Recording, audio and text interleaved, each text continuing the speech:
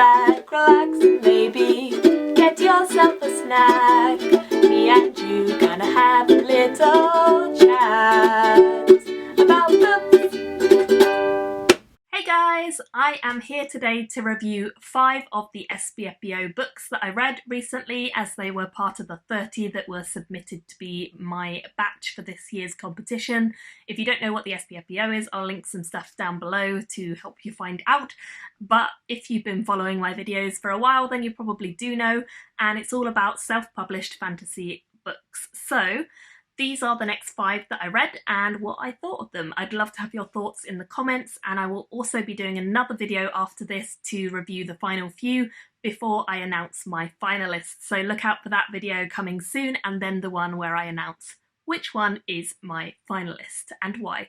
And just generally like my top books. I might just talk about semi-finalists and finalists and why I really enjoyed them. So let's get started with this video. So the first book I want to talk to you guys about is called The Dragon Slayer's Sword. I got the feeling whilst reading this story that it maybe was once short stories that have now been combined into one book, because this book feels so disjointed between the chapters, and there seems to be moments even where you don't get a connection between the two chapters as such. It feels like time has gone by and it's kind of skipped, and then you're like, oh, okay, we're back with the same character, but what happened to them again?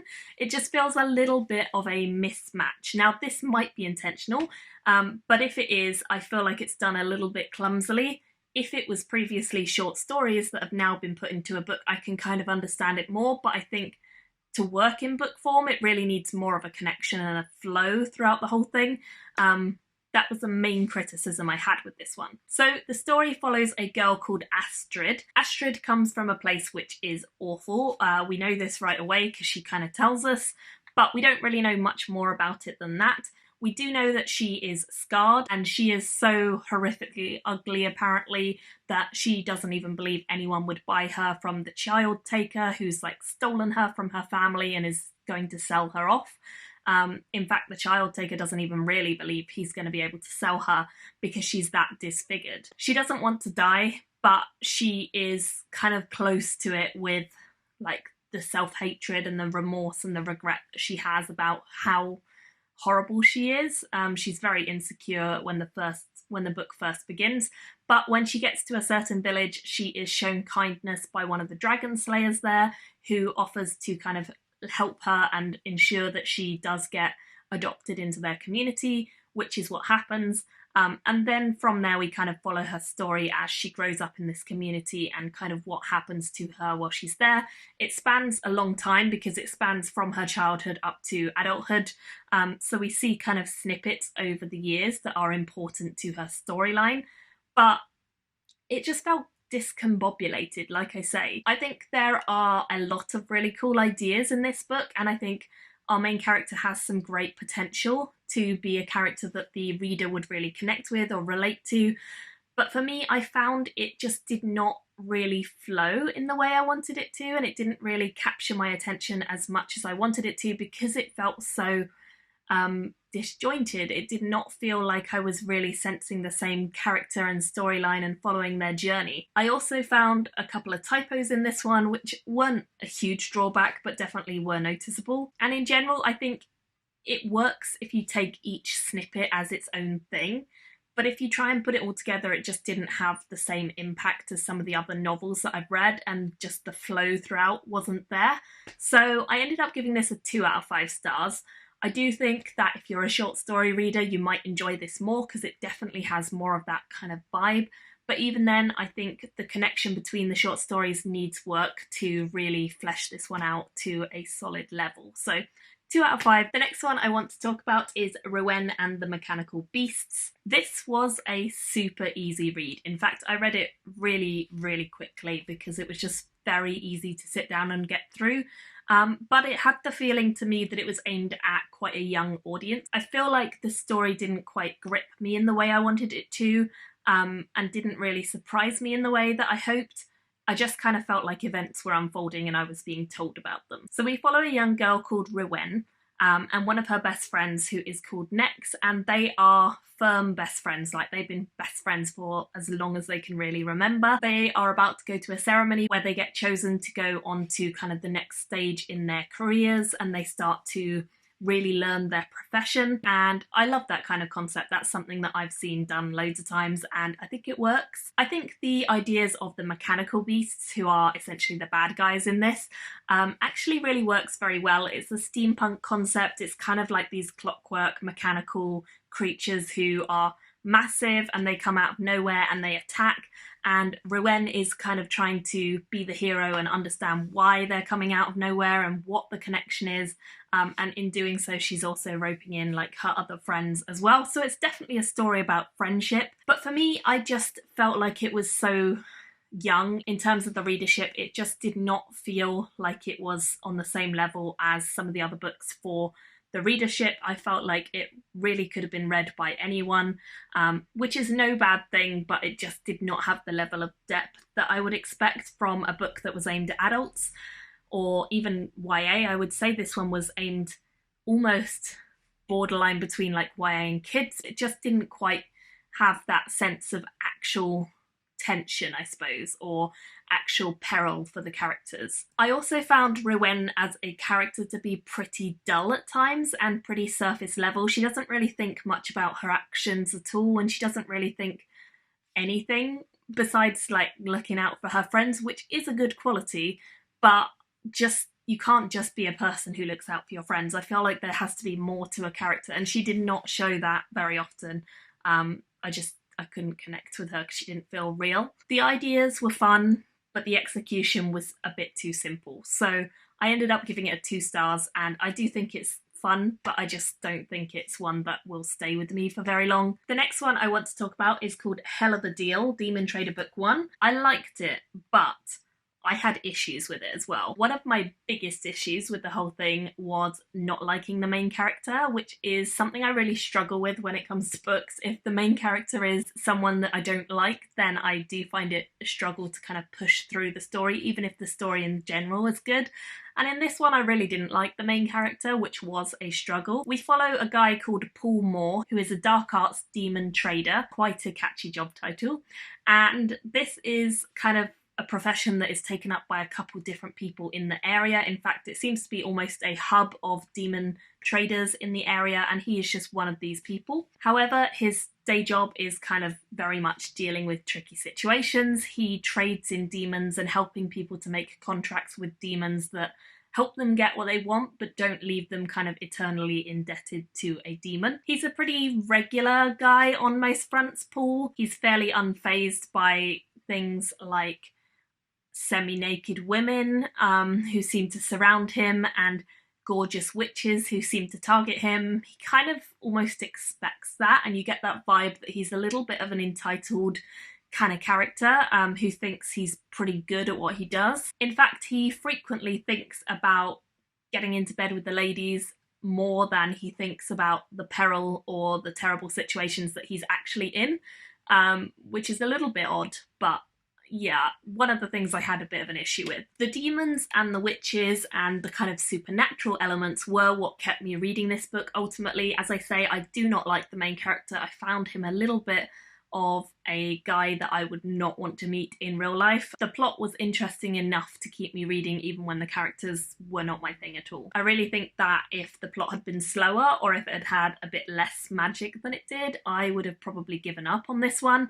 Only for the character. The character was the real drawback of this whole thing. The story is focusing on a drug-like substance that is delivered to his business, and which, if you kind of drop it or do anything with it, it will explode. It's super duper duper duper dangerous, and he's not the only one in the area to have been targeted. So it seems like there's someone out for blood and someone who is targeting demon traders and trying to pin something on them. There's more than just a small mystery here, and of course Paul, as our main character, is the one who gets embroiled in it all to try and uncover exactly what is going on. I definitely think if you're the sort of reader who likes things like The Dresden Files by Jim Butcher, or general kind of crime noir mixed with fantasy, then this is certainly a series and a book that will probably appeal to you guys. Personally, I find it a little bit harder to get into that style of book, so I'm not that surprised that I only gave it 3 out of 5 stars. I think that's pretty normal for me. I've given a lot of the Dresden books that similar rating, so if you like those things, you might rate it a lot higher than I did. Next up, I had the Raven Tower and Merriweather #1 Secrets. This one was a pretty fun one. It focused on the whole on mechanical clockwork creatures, a fantastical land, and there was a mystery at the heart of all of it as well. We follow a group of characters, but our main focus is Mika, aka Lord Raventawer. He's the one who is building these mechanical devices, and he's also the one who is currently being targeted by assassins. So what I like about this book is the mystery. The mystery actually did not pay off in the way that I expected it to, and I like that because often I find with mystery books I can predict it and then it's not that big a surprise when it gets to the end, but this one did not have the payoff I expected, so I liked that. I also think that the relationship between Merriweather and Raventawer was quite an interesting one. Merriweather is a female guardsman, essentially. She comes into the story and she ends up guarding Lord Raventawer, and they end up forming a really nice kind of relationship as the story goes on. It's quite a steady, growing relationship, and it's built largely on trust, and then as time goes on it kind of develops and just evolves as naturally it would. So I like that as well. It's a fun book and the story is definitely enticing and easy to read. It felt very, very easy to get into this story and to just kind of connect with the action. It's a fairly typical medieval style of land, and we don't see a huge amount of magic besides these creatures that are being created, but it's fun, and I definitely think for that reason I would recommend giving it a try if you like a sort of light-hearted fantasy with a mystery at the centre.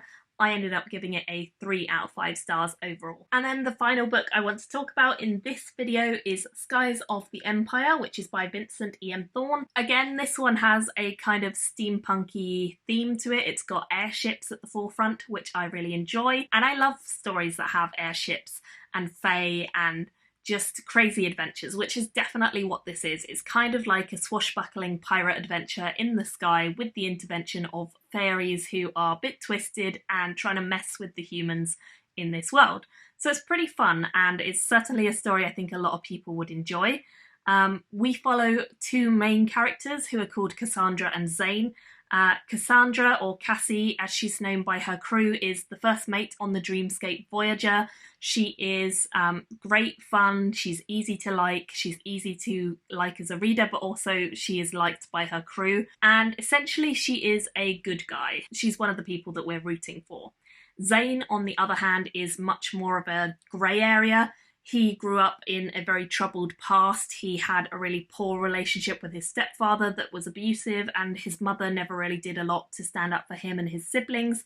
So he's escaped a really tumultuous past, and he's now the captain of a ship, which is kind of in debt to a boss who he doesn't really like, but he kind of has to obey. What I liked about this story was the adventure element to it. It definitely has that swashbuckling vibe where everyone is involved, everyone's part of the crew, everyone chips in and they have a banter together, and it's just fun, which I really, really liked. The characters that I most connected with were definitely Cassie over Zane. I think Zane comes off quite whiny and pathetic at times, whereas Cassie comes off a little bit more genuine and a little bit more interesting as a character. Zane's backstory did make me sympathise with him, but I ended up getting a little bit irritated by the amount of times that he reminisced on his backstory and the amount of times it kind of interrupted the story where it didn't really need to, so there was that about him. I had issues with the grammar and the editing of this one. There were definitely points where I think it needed a good edit to kind of sort some of that out. I know that with a really solid edit it could be a great story, because I really enjoyed this one, but I had to take off some points